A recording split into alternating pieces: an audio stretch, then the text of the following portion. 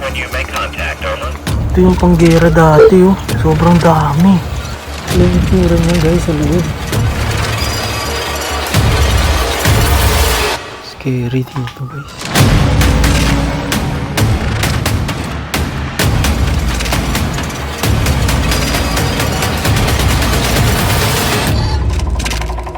Medyo malayo ang lokasyon kaya maaga pa lang bumiyahe na kami. Liblib na yung lugar yan, makikita nyo. Isa lang makakadaan dito. Kaya kailangan natin bilisan. Sobrang tarik ng daanan. Pero bago makarating, madadaanan mo ang isang komunidad na may malalaking bahay pero halos lahat abandonado na. Parang ghost town ata itong napasukan natin ah. Ito din oh, ang lalaki ng bahay, gaganda. Pero abandoned na rin siya. Wala nang tao nakatira. Tinubuan na rin siya ng mga puno. Mas lalo kaming kinilabutan na makita namin ang punong ito. Dahil ang mga nakapalibot na damit ay alay sa mga espiritu na nakatira dito. At sa di kalayuan, meron kami natagpuan isang papasaherong eroplano na hinayaan na lang mabulok kasama ng mga bahay dito. Ito yung pakpak oh. Grabe, ang laki. Pero ito ano na siya, sira na, butas na yung baba. Yung LC niya oh, sobrang laki oh. Grabe to guys. Yun, may nakalagay, may nakasulat sa taas. Magnetic fuel level. Napapalibutan ito ng mga yero kaya naghanap kami ng daan kung saan pwede pumasok. Puno na siya ng yero. Okay, meron sa loob. Meron kami nakitang hagdan dito pero sinira na nila. Shucks. Parang may uwang oh. Try kaya natin dyan. Tara. Pinuntahan namin ang entrance baka sakaling bukas. Ito yung pintuan. Pero sa kasamaang palad, nakakandado na ito.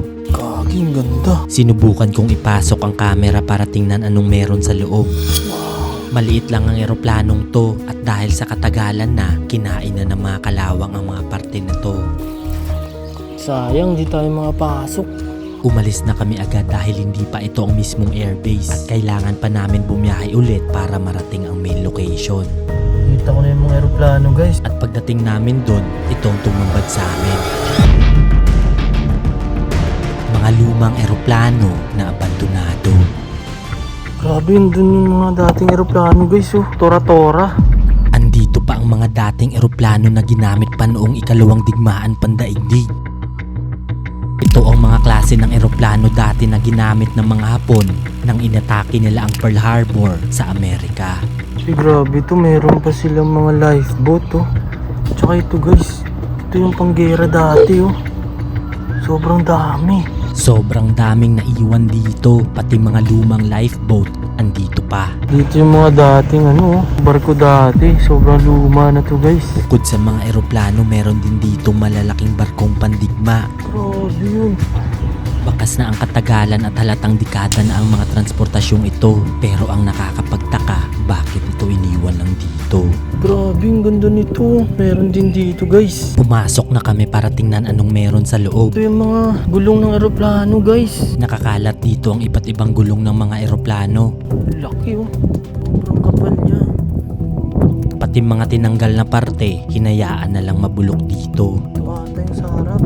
OMG. Grabe itong kapal.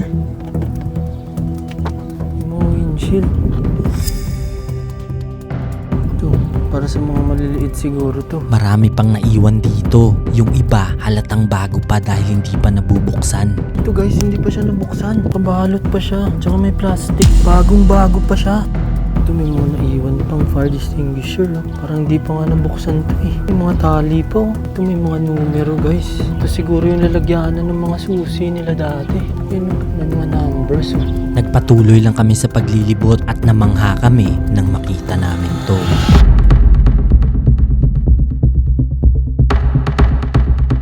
Mga iba't ibang klase ng eroplano na abandonado. Grabe, ang ganda nito. Tapos meron din dito guys. Mukhang pampasahero siya, no?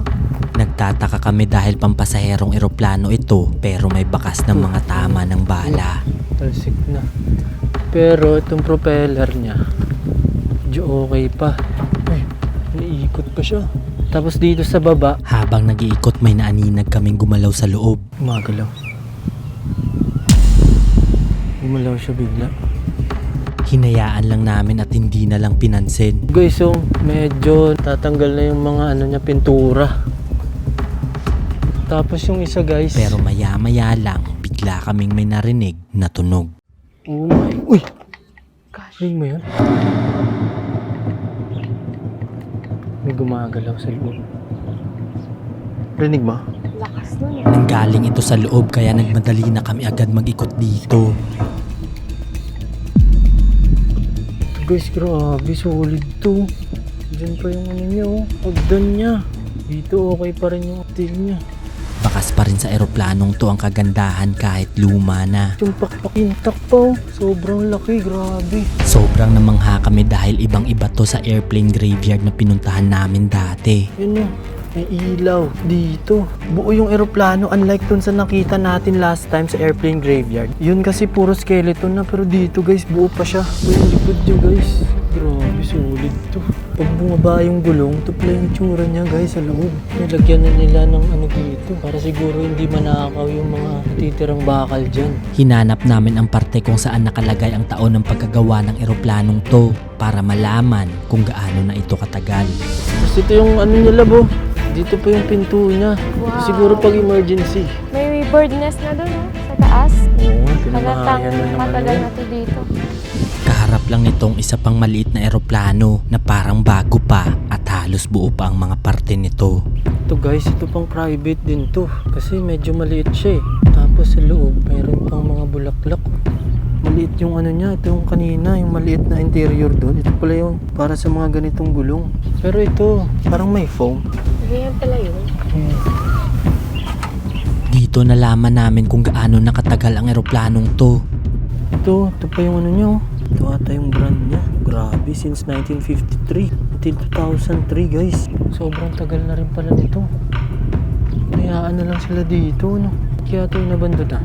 Nakakapagtaka talaga bakit ito inabandona, lalo na nang makita namin to. Isang abandonadong Airbus C-130. Kakaiba to sa mga ibang abandonadong lugar na napuntahan natin at tayo ang unang Pinoy na makapag-document nito. Kaya kung na-appreciate mo ang mga ganitong video, huwag mong kalimutan mag-subscribe para marami pa tayong mapuntahan na lugar gaya nito. Ito talaga yung legit guys. Kung dati nakita natin skeleton, ito buong buo guys. Ito siguro yung ginagamit pag nagde-deliver sila ng relief goods dito. Royal Thai Air Force to guys. Grabe, laki. Pero ang liit lang ng ano ilisi niya no. Kumpara dun sa itong mga to, ang lalaki. Passenger, pero ito grabe. Yung body niya sobrang laki guys. Ang taba niya tignan. Oh my god, ito siya sa harap guys. Inikot ko agad para makita ko ng malapitan. Ito yung sa ulo banda guys. Ito, bubuksan kaya ito. Ito medyo okay pa yung mga tornilyo niya guys. Dito pa lang sa labas makikita mo na kumpleto pa ang controls nito. Tapos meron pa sa loob. Kompleto pa yung loob. Ito tinakpan na nila yung daanan guys. Pero ito yung loob. Medyo madilim na. Sarado na ang daanan sa side na to kaya sinilip ko ang loob baka sakaling makahanap ng iba pang pwedeng madaanan. Ito may nakalagay. Danger propeller. Kasi ito. Dito lang sa harap yung propeller guys. Tapos ito may mga fire access panel. Pero yan no, may mga marka. Ito up to ano kaya? Fire extinguisher no? Tapos ito yung mga kaparehas na cottage na nakita namin sa Go Ship guys. Yung dalawang to. Tapos dito may manang kasulat. Ano? Nababasa mo ba? Kong Tap Akat. Ibig sabihin, Air Force. Air Force? Air Force. Oo nga sa Air Force kasi to. Ito din oh. Mapapaisip ka talaga bakit iniwan lang to sa isang open area pero ni isa walang nagtangkang kumuha. 4. OMG, palubog na yung araw. Palubog na yung araw guys. Bilisan na natin. Palubog na ang araw kaya binilisan na namin ang pag-iikot dito at na-curious ako kung anong meron sa loob ng eroplanong to. Dahil ayon sa mga taga dito, wala daw gumagalaw sa mga eroplano dahil sa mga naiwang kaluluwa ng mga pumanaw na sakay ng mga ito. So hindi ko alam guys kung ano yung meron sa loob. Kasi hindi ko masyadong abot. Masyadong mataas yung butas. May nakita pa kaming isang pinto kaya sinubukan ko kung bukas. OMG, bukas. Bukas. Check natin. Sinilip ko kung anong meron sa loob nito. Jay, merong mga damit, guys. Ayun, May mga naiwang damit at gamit sa loob. Parang yung sa pelikula, oo nga. yung mga inuupuan ng mga sundalo. Oo. Ganyan yun, di ba? Halos buo pa ang mga kagamitan sa loob nito. Kaya sinubukan kong akyatin para makita ng malapitan.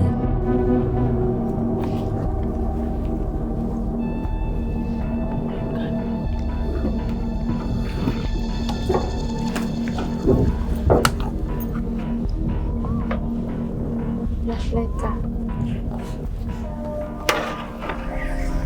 Guys, ito yung loob niya, guys. Kakaiba ang amoy dito. Medyo malansa at parang amoy sunog.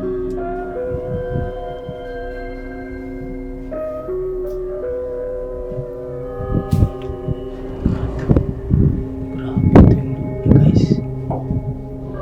Ito yung mga upuan. Tapos ito yung cockpit. Andito pa ang mga control sa cockpit nito, pero ang mga upuan sira-sira na.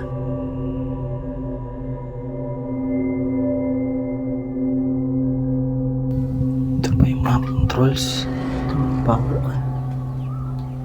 Palabas na sana ako nang bigla kong makita to.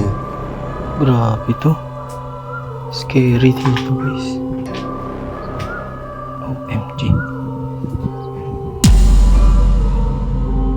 Hindi ako sigurado kung anong nasa loob ng mga black bag na to, pero dito nanggagaling ang masangsang na amoy sa loob ng eroplano. Tara na, tara na. Sa likod ng bawat eroplanong ito, alam kong may mga kwento na nakatago. Isang bagay ang tiyak, ang lahat ng pagpupunyagi at sakripisyo ng mga taong ito para sa ating kasaysayan ay nagbunga na.